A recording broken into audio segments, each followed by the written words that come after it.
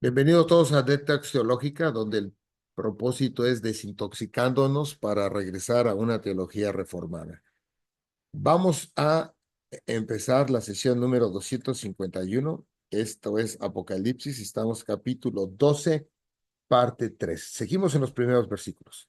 El título que pongo es La mujer y el dragón. Es importante ver estos temas. Lo pongo La mujer y el dragón. Eventualmente después esta mujer, como lo hemos comentado ya anteriormente, va y voy a cambiar el título, va a ser la iglesia y va a ser Satanás. ¿Ok? Entonces, esos son la cuestión del título. Lo pongo con toda intención. Pero antes de iniciar en esto, voy a regresar, esto lo teníamos anteriormente en la primera, de cuando empezamos a ver la introducción a Apocalipsis, y ese es el capítulo 1, versículo 1. Ese es en el libro desde el griego. Entonces, aquí está un poquito diferente en esto, pero lo que yo quiero que veamos es que cuando aquí dice de él cuáles cosas están siendo necesarias llegar a ser en rapidez y mostró por señales. Esto es importante, esta palabra, este número que se encuentra aquí, este es uno de los números de un diccionario para que se pueda buscar el significado. Entonces, este diccionario, el 441, 4591, es la palabra, aquí está en el griego, y es lo que dice mostró por señales. Pero en el diccionario de griego de Strong, que sería este, en el Strong que se encargó de poner todas las definiciones, todos los significados de las palabras en griego, y que tenemos y también en el hebreo, tenemos el 4591, el semaino. Y semaino es esta pronunciación, la derivación es de sema, marca, definición, derivación incierta, indicar. Pero fíjense, derivación incierta, indicar, señal, dar a entender, informar y declarar. De otra manera, que lo que está basando que el Apocalipsis, desde el primer versículo, me va a decir que se está comunicando por medio de símbolos, de señales. Por lo tanto, yo no lo voy a poder leer literalmente. Y esto es importante porque voy a leer nuevamente como se divide el capítulo 3 en tres secciones. ¿Ok? Del versículo 1 al 6 es la primera y eso es donde estamos ahorita y para estar, vamos a tardar un rato con este capítulo porque es sumamente importante el capítulo 12. Vamos a entrar después al capítulo 13 y, por ejemplo, el capítulo 13, el último versículo, habla acerca para aquellos que tengan un poco ahí, más que nada, de curiosidad o morbo, porque realmente yo lo veo más como morbo en la cuestión del 666, ¿no? Y se andan buscando números y andan acá, y ahora con la cuestión del coronavirus, perdón, decía la gente que eso era para la marca, ¿no? Que se iba a meter por medio de las vacunas. Total, cada gente tenía ciertas ideas medias volteadas, ¿no? Entonces, es importante porque lo vamos a tener que ligar. Esto mismo se va a ligar también de aquí en adelante hasta el 17. Comento algo importante y lo voy a comentar también eventualmente después, pero aquí habla va a buscar una mujer y en el después va a hablarse en el 17 de la mujer de la ramera, ¿ok? De la ramera. Entonces vamos a ver quién es una y quién es otra, pero esas dos imágenes van a ser la opuesta, ¿ok? La mujer como el pueblo, porque la mujer se va a entender que es la iglesia. Entonces, aquí lo vamos otra vez a comentar, aunque lo voy a repetir, pero es importante repetirlo. Aquí habla primeramente cuando dice, apareció en el cielo una gran señal, una mujer vestida del sol, con la luna debajo de sus pies y sobre su cabeza una corona de 12 estrellas. Si hay una cuestión de mentalidad con una doctrina católica, inmediatamente van a querer pensar aquí y no se puede llegar a esta conclusión. Si yo leo y escucho o escuchen después a alguien de tipo católico, va a decir que es la Virgen María. A fuerzas la quieren meter donde no está. Y no es que uno no esté. Vamos a ver aquí que da luz y da luz a más, a creyentes. Por lo tanto, no está hablando de en sí como tal de una mujer como eso. Una mujer que dice una corona de 2 estrellas y estando encinta, clamaba con dolores de parto, ¿no? Vamos a ver esto de realmente el dolor de parto, ¿a qué se está refiriendo? Si yo tengo o no tengo un concepto más del Antiguo Testamento y lo veo nada más, voy a tratar de entender el texto de acuerdo a mi entorno. Si yo digo, oye, pues como un dolor de y veo una mujer, entonces mi cabeza va a hablar exactamente de eso. Y yo voy a decir, es que esto es lo que está diciendo, pero recordemos que está hablando de simbolismos. Y todos los otros capítulos, en cada uno, como hemos estado viendo, de versículos, todo Juan habla y hace referencia al Antiguo Testamento. Por lo tanto, no va a ser sorprendernos que vamos a encontrar versículos que se utilizan estos dolores de parto para ejemplificar otra cosa. Y eso es parte del simbolismo. Entonces, en la angustia del alumbramiento, ¿ok? Dolores de parto en angustia del alumbramiento, también apareció otra señal en el cielo. Entonces, vemos aquí estas señales. He aquí un gran dragón escarlata. Entonces, aquí digo, bueno, el dragón, o sea, no hay dragones como tal. Entonces, si yo empiezo a ver la mujer como esto y el dragón, entonces, como algo que es literal, tendría que ser un dragón también literal. Escarlata rojo, en esta cuestión de la muerte, ¿okay? De la sangre, que tenía 7 cabezas, veamos, un dragón con 7 cabezas y 10 cuernos y en sus cabezas 7 diademas. Entonces, desde aquí, totalmente tenemos que ver que hay un simbolismo. Cada una de estas tenemos que buscar el significado de estas cada una, ¿no? ¿Qué significa? Y su cola arrastraba la tercera parte de las estrellas del cielo. Entonces digo, bueno, un dragón que arrastra terceras partes del cielo, pues ¿cómo sería ese dragón como tal? Y las arrojó sobre la tierra. Y el dragón se paró frente a la mujer que estaba para dar a luz, a fin de devorar a su hijo tan pronto como naciese. Y ella dio a luz un hijo varón. Pues, de este punto, como lo vamos a estar viendo con el Antiguo Testamento y los demás, va apuntando hacia Jesucristo, este hijo varón, que regirá con vara de hierro a todas las naciones. Y volvemos nuevamente, lo de vara de hierro y todas las naciones es lenguaje de Antiguo Testamento. Entonces tenemos que ver en dónde se utilizó. Por eso todos los teólogos ven dónde se utiliza, cuántas veces se utiliza, cómo se utiliza y cuál es la conexión con todas las demás otras doctrinas que se va y lo importante con lo que le llaman metanarrativa, que es una sola narración de toda la Biblia. Y por eso entonces empiezan a hacer doctrina. No podemos, es un error teológico hacer una doctrina de un versículo, o que llega a herejía, o puede llegar a herejía. Y dice, y su hijo fue arrebatado para Dios y para su trono. Y la mujer huyó al desierto, donde tiene lugar preparado por Dios, para que ahí la sustenten por 1260 días, los 3 años y medio, que se ve en los capítulos 11. Vean la conexión. Por eso, en el capítulo 11, que fue la de la séptima trompeta, y se acabó todo. La historia ahí ya se terminó. Y entonces dice, si se terminó en el 11, ¿por qué el 12 sale? Porque son paralelos que van progresando. Entonces termina en el 11 e inicia en el 12 con mayor detalle o con mayor revelación. Y después va pasando una y otra. Y esto va a pasar igual hasta por el 19, que también se va a acabar. Y en el 20 arranca nuevamente. Y es ahí que va a hablar en el 20, cuando dice que Satanás está encadenado en el abismo. El encadenado también es una cuestión simbólica. Un ser celestial como tal no puede verse como con cadenas como tal. Es una manera que está limitado, porque claramente dice para que no confunda a las naciones. Vean el término naciones. Es importante ver esta cuestión de que dice naciones, porque las naciones tiene que ver desde cuando está en la Torre de Babel, cuando Dios reparte hacia las naciones, hacia los otros seres, todas las naciones. Y Dios no se queda con esas naciones, sino crea a una en especial. Y ahí empieza la historia de Abraham.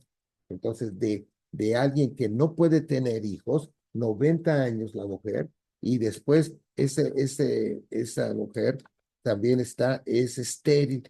Entonces es simplemente imposible que una mujer de 90 años y estéril pueda tener un hijo.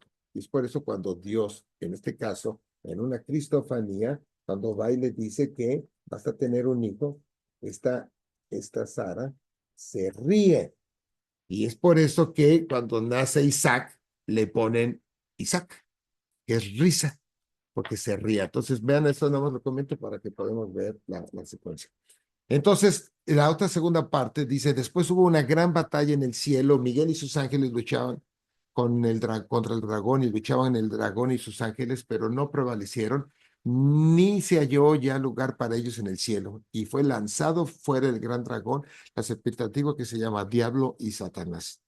Okay, es aquí la primera vez que se hace esta relación, porque recordemos que Satán es el adversario, pero es el que va el acusador. Y como comentado en anteriores sesiones, que para un juicio, si no hay alguien que acuse, no se puede hacer un juicio. Entonces, en este caso, Satanás hace esta función. Quiere decir que hay varios satanes en términos de función a lo que se tiene que hacer. Entonces, eso es importante que lo entiendan claramente. Entonces, dice después aquí, el cual engaña al mundo entero, fue arrojado a la tierra y sus ángeles fueron arrojados con él. Entonces oí una gran voz en el cielo que decía, ahora ha venido la salvación, el poder y el reino de nuestro Dios y la autoridad de su Cristo, porque ha sido lanzado fuera el acusador, o sea, ha sido lanzado Satanás. Vean que aquí exactamente lo que está hablando arriba, pero allá que le ponen acusador de nuestros hermanos, el que los acusaba delante de nuestros días, perdón, de nuestro Dios día y noche.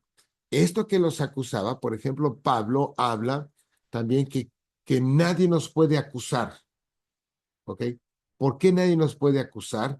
Porque Cristo murió en la cruz por el pueblo, no por todos, sino por los que el Padre le da. Entonces, y cuando muere, Él paga precisamente esa pena, entonces ya no hay acusación porque ya fue totalmente saldada. Y al momento de estar saldada, pues ya deja de ser. Después dice, ¿dónde está? Aquí los que merecen eso. Ah, no, a ver, me perdí, fuera el acusado de los hermanos, acusaba, y ellos, sí, para quienes los, y ellos le han vencido por medio de la sangre del cordero, de lo que comento por la cruz, y de la palabra del testimonio de ellos, y menospreciaron sus vidas hasta la muerte. Por lo cual, alegraos, cielos, y los que moráis en ellos.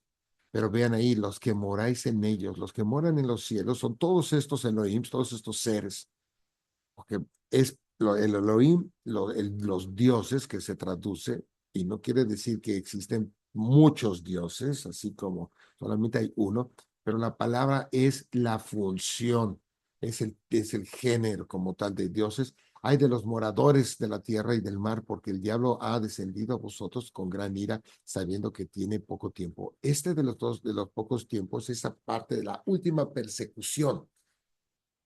Satanás sabe que ya terminó, que sus días, digamos, ahora sí como muchos lo hablan, están contados, pero va a ser, va a ser, va a ser liberado por un tiempo y va a salir mucho, mucho más fuerte atacando, y los otros ángeles que le seguían, que también están ahí, van a salir también. Entonces es un periodo difícil antes de la venida de Cristo. Por eso dice el diablo, porque el diablo ha descendido a vosotros con gran ira, sabiendo que tiene poco tiempo, porque no es para mucho, porque después va a venir ya el juicio y terminará. La última parte de este capítulo, del 3 al 17, dice, cuando vio el dragón que había sido arrojado a la tierra, persiguió a la mujer que había dado a luz al hijo varón.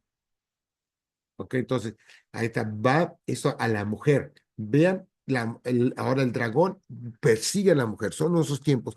Y retornando y regresando tantito al tema de que si es María o no es María, en ninguna parte pasa eso con María.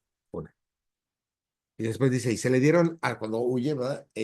La busca, y se le dieron a la mujer las dos alas de la gran águila para que volase de delante de la serpiente al desierto. Y volvemos al concepto de desierto. El desierto es un lugar de pruebas también, y también de bendición. A su lugar donde se sustentada, porque es sustentada por un tiempo.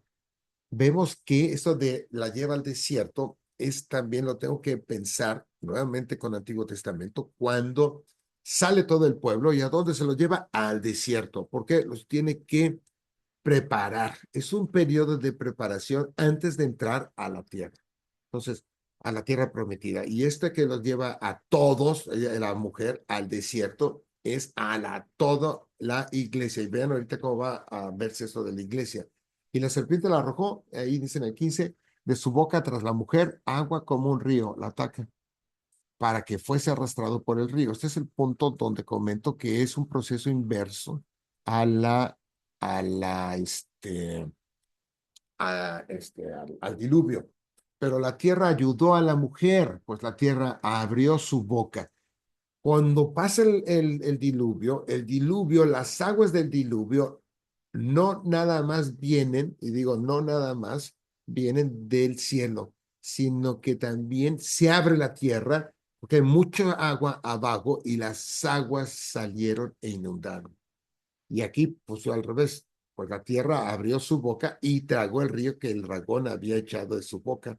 Entonces el dragón se llenó de ira contra la mujer y se fue a hacer guerra con el resto de la descendencia de ella. ¿Cuál descendencia entonces en este caso sería María? Entonces, aquí se está viendo que no está hablando de María. Es una manera simbólica que es el pueblo de Dios y es totalmente coherente con todos los otros capítulos que hemos visto. Pensar que es una persona es querer meter algo que a fuerzas y no está considerando todo lo que se está hablando. La descendencia dice, ¿y quién es esa descendencia? Los que guardan los mandamientos de Dios y tienen el testimonio de Jesucristo, es decir, el pueblo.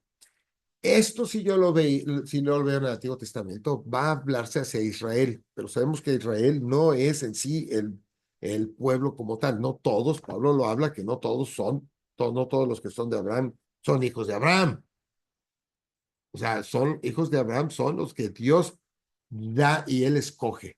O sea, lo vemos ahí, por ejemplo, en Juan 1:14, ¿no? Entonces, si tienen el testimonio de Cristo. Así que pongo esta fotografía que muchos pintores, esta es una de un pintor que conceptualiza lo que está viendo, ¿no? Y vean aquí como la madre y el hijo y todo, y somos totalmente influenciados por este tipo de pinturas, al igual que estamos influenciados por Hollywood, ¿no? Pero aquí vemos ¿cómo se llama? Dragón que tiene y las coronas y todo lo demás que está hablando. Esto no tiene, aquí tiene sus 7 cabezas en esto, porque aquí hay una, dos, tres, cuatro, cinco, seis, siete.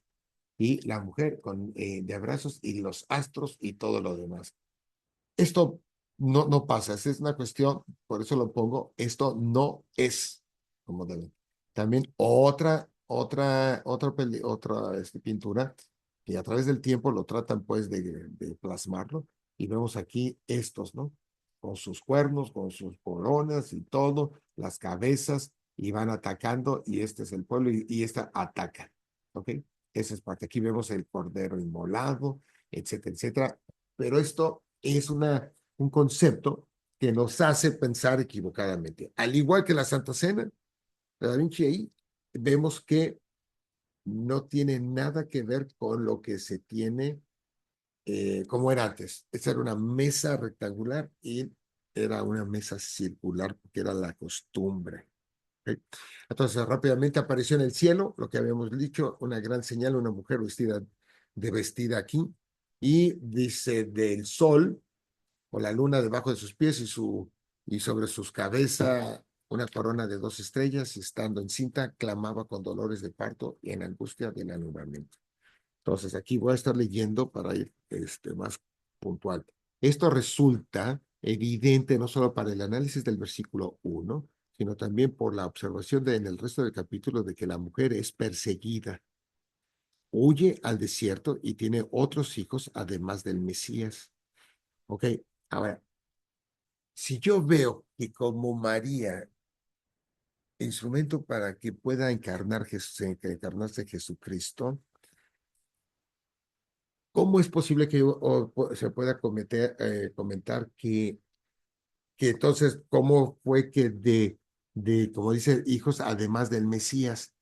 Lo que pasa es de que como Israel, de Israel sale el Mesías, porque a la mujer lo va a estar viendo como Israel y eventualmente como la iglesia, como el pueblo de Dios. Sabemos que el verdadero pueblo de Dios es el nuevo Israel. Después dice, hijos que son descritos como cristianos fieles. Por eso son aquellos que guardan el testimonio. Entonces aquí vemos la cuestión de la fidelidad. No todos los que van y asisten, por ejemplo, todos son cristianos así. Esto lo habla de los cristianos verdaderamente fieles, los que permanecen. La idea de persecución en esto se expresa en la frase en dolor, literalmente ser atormentado. Vean aquí una cosa interesante, Geray, pero ¿cómo es posible que, o sea, me persiguen y después esto está implícito en la frase del dolor? Y veamos ahorita después, ya que el verbo griego de besanizo que utiliza aquí se usa en el Nuevo Testamento para referirse al sufrimiento de castigo, prueba y persecución. ¿Ok? En esto, esa parte del dolor. Entonces, por eso la traducción está así. En el griego con esta palabra se usa para referirse al sufrimiento de castigo, prueba y persecución. Ejemplos, Mateo 8:29 dice, y clamaron diciéndole, ¿qué tienes contra nosotros? Este es cuando está hablando de los el endemoniado, cuando le dice que es legión. ¿Qué tienes contra nosotros, Jesús, Hijo de Dios? Has venido acá para atormentarnos antes de tiempo. ¿Ok? Entonces los está sufriendo. Esa frase de dolor está implícita, igual la misma palabra en este capítulo, en este versículo, y se enfoca al atormentarnos antes de tiempo. Antes de tiempo, nada más aquí, porque ellos saben que su tiempo va a llegar y todavía no es cuando Jesucristo viene. Todavía tiene que pasar más cosas, pero saben es antes de tiempo. En Marcos 5:7 dice, y clamando a gran voz, dijo, ¿qué tienes conmigo, Jesús, Hijo del Dios Altísimo? Es lo mismo. Te conjuro por Dios que no me atormentes. Entonces, esta parte de que no me, la frase de dolor es la palabra que utiliza para la cuestión del castigo, sufrimiento y persecución. Por eso cuando la mujer está siendo perseguida, pero lo toma como si fuera una mujer con los dolores de parto antes de que nazcan, porque es parte de esta persecución. Esa es la manera que se escribe. La idea que se plantea es que la mujer está siendo atormentada y sufriendo mientras intenta dar a luz, la cual encaja con la imagen de la comunidad judía fiel siendo perseguida en el periodo previo al nacimiento de Cristo. Vean este concepto, ¿no? Y es importante que mi concepto, si no es así, preguntándonos por qué no lo veo así y empezar a ver las deficiencias y estudiar más, porque no va a venir este entendimiento con lo que se tiene de información. Simplemente no va a venir así nada más por iluminación de pum, ya lo tengo. Porque tenemos que entender, pero aquí vemos esta comunidad judía fiel y estamos viendo esto antes de la cuestión de que naciera Jesucristo, en ese periodo. Quiere decir que lo que está hablando no nada más va a hablar al final, sino está hablando como también en los demás sellos, trompetas y todo lo demás, en todo el periodo. ¿Ok? En Juan 16, 19 al 22, Cristo compara el dolor de sus discípulos, vean el dolor ante su inminente muerte, con el de una mujer a punto de dar luz. Vean, aquí ya viene un versículo que utiliza exactamente lo mismo, que tiene dolores y está a punto de concebir. Es una comparación. Hablamos nosotros también muchas veces de esta manera, en manera de doble sentido, si lo queremos ver, con una cuestión de y que utilizamos frases que no tienen en sí lo que, este, por ejemplo, como decía, esta es una papa caliente, un ejemplo para nosotros, no quiere decir que es una papa y que está caliente, sino que es un verdadero problema. Entonces dice ahí en consonancia con nuestra interpretación de Apocalipsis, los discípulos representan a la madre. Vean, ¿por qué? Porque siguen siendo el grupo de creyentes. Entonces la madre va en esto, la mujer va a ir llegando a crecer el concepto hasta poderlo ver como todo el pueblo.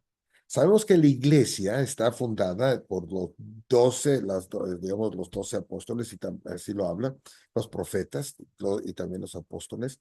Y es por eso que cuando se habla de los 144,000, son las 12 tribus y los 12 apóstoles, 12 por 12, 144 y 1,000, que van a ser muchos. Es un significado. Eso. La comunidad, dice aquí, mesiánica, en medio de la cual Cristo nació en resurrección y que posteriormente presentaría al mundo al Cristo resucitado. Juan, aquí vemos esta de Juan. Jesús conoció que querían preguntarle y les dijo, ¿preguntáis entre vosotros acerca de esto que dije? Todavía un poco y no me veréis, y de nuevo un poco y me veréis. De cierto os digo que vosotros lloraréis y lamentaréis, y el mundo se alegrará porque, pero aunque vosotros estéis tristes, vuestra tristeza se convertirá en gozo. Y vean que aquí la ilustración de la mujer. La mujer cuando da a luz tiene dolor porque ha llegado a su hora, pero después que ha dado a luz un niño ya no se acuerda de la angustia. Vean aquí la angustia por el gozo de que haya nacido un hombre en el mundo. También vosotros ahora tenéis tristeza, pero os volveré a ver y se gozará vuestro corazón y nadie os quitará vuestro gozo. Entonces, yo creo que más o menos vamos a estar un poquito más de acuerdo de que ese parto de dolores es cuestión de persecución. La mujer que representa al pueblo del pacto de Dios da luz a aquel, es decir, a Cristo, que recuperará lo perdido en el jardín. Este comentario me gusta del autor de J.K. Bill, porque está muy presente el Edén. Recordemos que el Edén se vuelve digamos, a manifestar en total plenitud en el reino consumado, porque el reino consumado es una tierra edenizada, totalmente como debió de haber sido. Después dice que la mujer representa a la comunidad fiel del pacto, se evidencia también en los numerosos paralelismos con las profecías de Isaías sobre Israel. O sea, aún así todavía hay más información, no nada más en el Nuevo Testamento, sino también en el Antiguo Testamento. Isaías 7, del 10 al 4 dice, se verá una señal tan alta como el cielo, la Virgen concebirá y dará luz un hijo. Vean el lenguaje. En Apocalipsis 12, 1 al 2, aparece una señal en el cielo. Una mujer concibe y da a luz un hijo. Es lo que estamos viendo. Vean este paralelo, esta de la concepción. Pero acá ya lo está tomando y está dirigiéndose a esta mujer como a toda la iglesia y a todo el pueblo, y en este caso, cuando Jesucristo nace, de Israel. ¿Okay? Obviamente nace de Judá, ¿verdad? Pero como Israel, como el pueblo. En Isaías 26, 17 al 27, 1, Israel también está de parto. Otra vez esa imagen del parto, pero no da luz. Sin embargo, llegará el día en que las cosas cambiarán. Se supone que en ese día Israel dará a luz sin peligro y Dios castigará al dragón que habita en el mar. Eso se ve en Isaías 26, 17 al 1 y Apocalipsis del 12, 1, del 2, 7 al 10. Está hablando lo que hemos estado leyendo. Vean, el paralelo es sumamente importante. Entonces, por ejemplo, aquí en Isaías también 7. Habló también Jehová a Acaz, diciendo, pide para ti señal de Jehová tu Dios, perdón, demandándola ya sea de abajo en lo profundo o de arriba en lo alto. Y respondió Acaz, no pediré ni tentaré a Jehová. Dijo entonces Isaías, oíd ahora casa de David, os es poco el ser molestos a los hombres, sino que también lo seáis a mi Dios. Por tanto, el Señor mismo os dará señal. He aquí que la Virgen concebirá y dará luz a un hijo. y llamará su nombre Emmanuel. Sabemos que Emmanuel es Dios entre nosotros. Y cuando habla Dios entre nosotros, no nada más es de que va a venir así por y que va a estar en el pueblo, no, sino va a estar habitando. Y el Emmanuel y el habitar está reflejado en el tabernáculo, porque en el tabernáculo Dios habita entre su pueblo. Y esto también el templo, y aquí el nombre de Emmanuel se va obviamente a ver que está entre nosotros. Y ahora Jesucristo no está, está el Espíritu Santo. Seguimos también, digamos aquí la tercera persona, está no con nosotros, sino está en nosotros en esto. Pero vean, la Virgen concebirá y dará a luz un hijo. Jehová en el 21, 16 al 21. En la tribulación te buscaron, derramaron oración cuando los castigaste, como la mujer encinta cuando se acerca al alumbramiento, gime, da gritos en sus dolores. Vean este cuestión de otra vez de las mismas palabras, de paralelo, que está Juan utilizando. Así hemos sido delante de ti, oh Jehová. Concebimos, tuvimos dolores de parto, dimos a luz viento. Ninguna liberación hicimos en la tierra, ni cayeron los moradores del mundo. Ahora, que no está hablando de que todos dimos parto, nada más la mujer puede hacer eso, pero vean el sentido. Tus muertos vivirán, sus cadáveres resucitarán, despertad y cantad moradores del polvo, porque tu rocío es cual rocío de hortalizas y la tierra dará a sus muertos. Anda, pueblo mío, entra en tus aposentos, cierra tras ti tus puertas, escóndete un poquito por un momento en tanto que pasa la indignación, porque he aquí que Jehová sale de su lugar para castigar al morador de la tierra por su maldad contra él, y la tierra descubrirá la sangre derramada sobre ella y no encubrirá ya más a sus muertos. Isaías 66, 7 al 10, para que la imagen de Israel, ahí dice la imagen de Israel da a luz a un niño. Vean que el dar de luz no nada más está utilizando para una mujer, sino para toda una nación. ¿Ok? Y ese Israel dando luz a un niño va apuntando a Cristo, porque de ahí va a descender. Los últimos tres pasajes de Isaías relacionan el nacimiento con la restauración de Israel en los últimos tiempos. Fíjense, desde Isaías profetizando a lo que va a venir después. En el 66, 7 a 10 dice, antes que estuviese de parto dio a luz, antes que le viniesen dolores, dio a luz hijo. ¿Quién oyó cosa semejante? ¿Quién vio tal cosa? ¿Concebirá la tierra en un día? ¿Nacerá una nación de una vez? Pues en cuanto Sión estuvo de parto, vean, Sión, o sea, no está hablando de una, estuvo de parto, dio a luz sus hijos. Dice, yo que hago dar a luz, no haré nacer, dijo Jehová.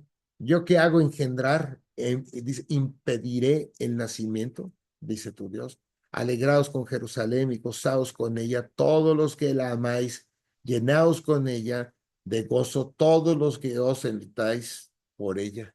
Además, en los siguientes versículos, la persecución no está dirigida contra una nación de creyentes e incrédulos, sino contra una comunidad pura de fe. Fíjense, eso es importante porque como decía en el capítulo, en el versículo, son aquellos que guardan, ¿ok?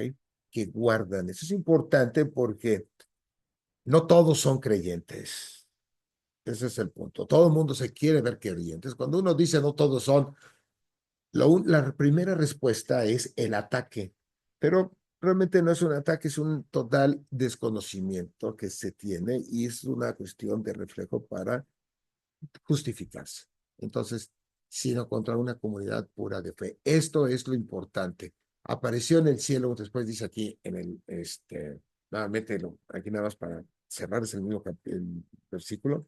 Lo voy a leer nuevamente para que entre más leamos, más se va quedando. Apareció en el cielo una gran señal, una mujer vestida, dice, del sol, con la luna debajo de sus pies y sobre su cabeza una corona de 2 estrellas, y estando encinta, clamaba con dolores de parto en la angustia del alumbramiento. Yo espero que ahorita, por ejemplo, que hemos estado leyendo, que leímos estos versículos, ya los pasajes tengan por lo menos otro contexto, que lo podemos leer. Dice, también apareció otra señal en el cielo y aquí un gran dragón escarlata que tenía 7 cabezas y 10 cuernos y en sus cabezas 7 diademas. Sin excepción, la imagen del dragón, ahora vamos a ver, se utiliza a lo largo del Antiguo Testamento para representar reinos malvados que persiguen al pueblo de Dios. Y para esto, aquí hay varios. Salmo 74, ahí están los versículos, 89,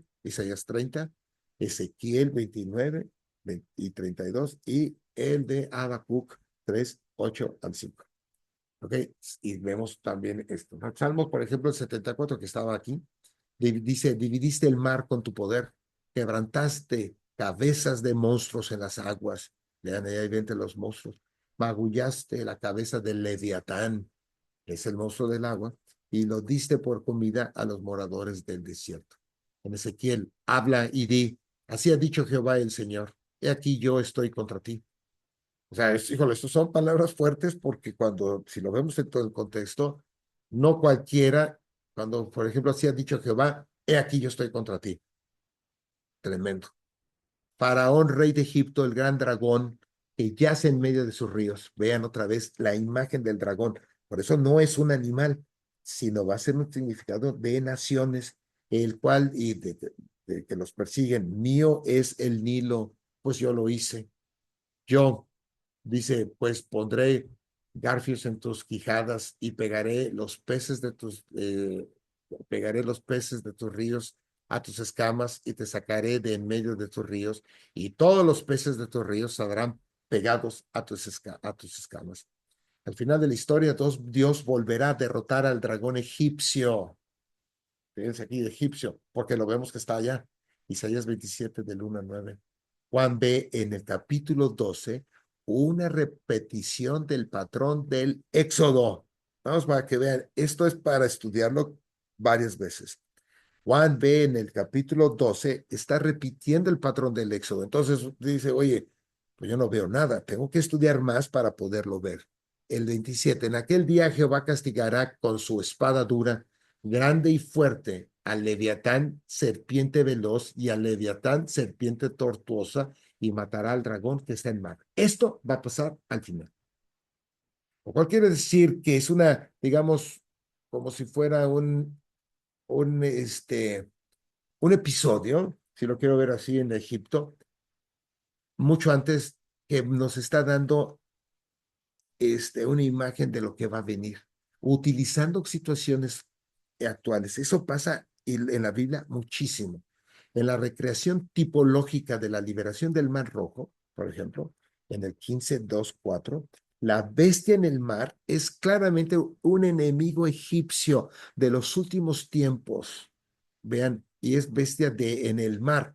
Para la relación de la bestia con el dragón, va a que verse el 12, 13 y todos y los siguientes. El dragón del capítulo 12 de Apocalipsis 3 también tiene su morada en el mar. Y eso lo vemos en el 13:1 de Apocalipsis y en el 15:2.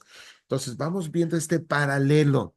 Y nada más aquí antes que se me olvide esto, cuando habla del mar, por eso cuando se tiene el reino consumador, va a haber la tierra nueva, dice cielos nuevos y tierra nueva.